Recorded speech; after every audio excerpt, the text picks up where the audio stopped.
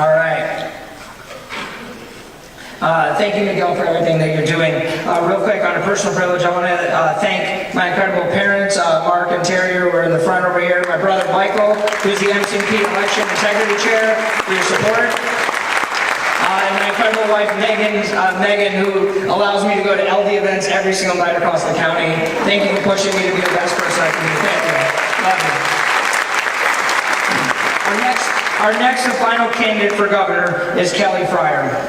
Kelly Fryer is a transformational leader who has spent her life challenging the status quo, fighting for progressive values, growing organizations, and inspiring people to work together for the sake of justice and equity for all. She served as CEO of the YWCA Southern Arizona, and now she is running for governor in order to create an Arizona for everyone. Please welcome candidate for governor Kelly Fryer.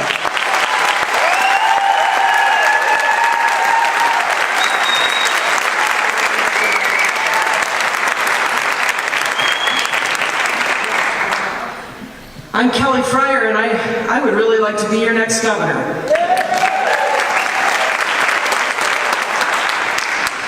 You know, I'm running for governor because I believe Arizona should work for everyone. And right now it's not.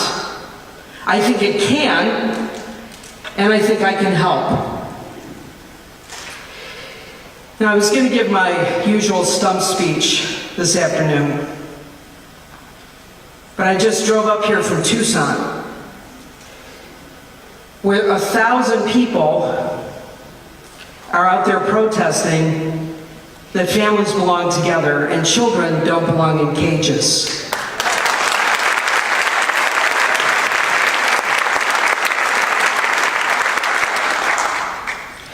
Over the last couple of weeks, I've stood with members of our community in Phoenix and outside of the Mesa Police Department, because the truth is that black lives still don't matter in our state.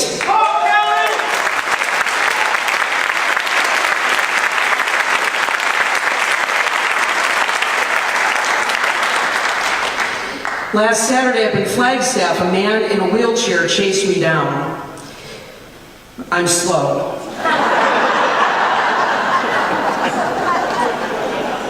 He wanted to talk to me about the funding cuts to the Department for Disabilities in Arizona, the money that Doug Ducey has cut out of that budget, and about how when you go to a DES office to get services, you have to walk past armed guards, as if you're a criminal because you're poor or you're disabled. And last night I was on the Tohono Reservation, and I was thinking about all of the tribal members I've met and the elders I've listened to since I've been on this campaign since February 1st. And how I've learned that, like on Navajo, 30% of people who live there don't have running water or electricity or roads or access to broadband or cell phone. And I don't feel like giving a political stump speech today, because this is not about politics. This is about morality.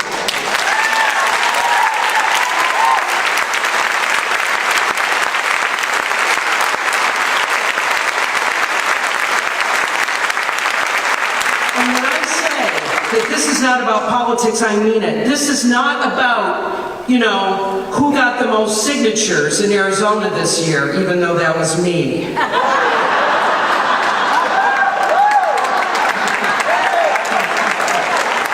That is not what this is about. This is not about who's raising the most money or who's driving the biggest vehicle or who's got the longest list of endorsements. And I'm sorry, but it's not about what your last name is. This is about a moral crisis that we're facing in our state and in our country, and we have a responsibility to deal with that. This election, we have a chance to do that.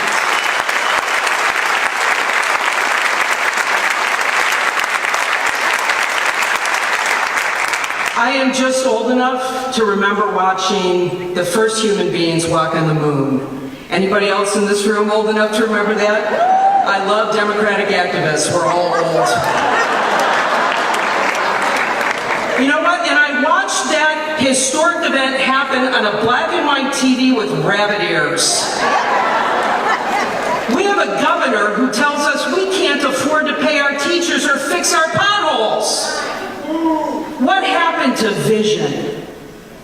What happened to innovation? What happened to dreams? What happened to believing that we can end poverty? Democrats, here's my vision for Arizona. A 15-county economic development plan that works from the bottom up and ends poverty in Arizona.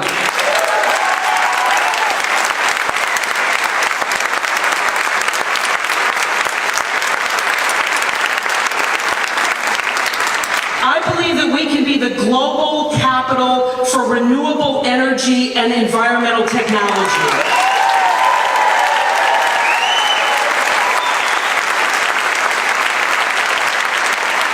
I want to end private prisons in Arizona. I want to make Arizona the model for human rights in a justice system around the world.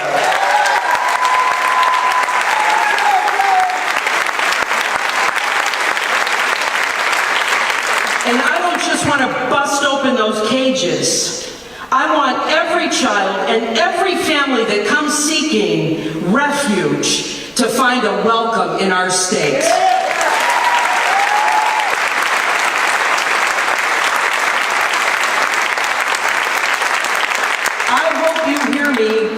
I am not talking about making tweaks to our tax code or to our laws or to our systems. I am talking about a radical transformation of the state of Arizona. That's what I'm talking about.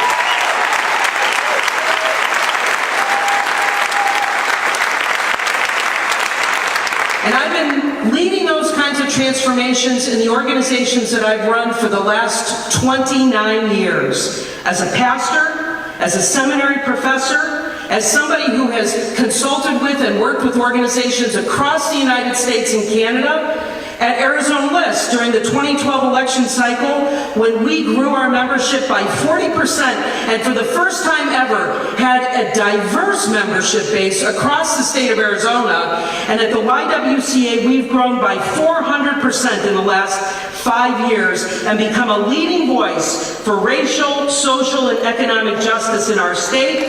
That's the kind of governor I will be here in Arizona. My name is Kelly Fryer, and I would love to have your support.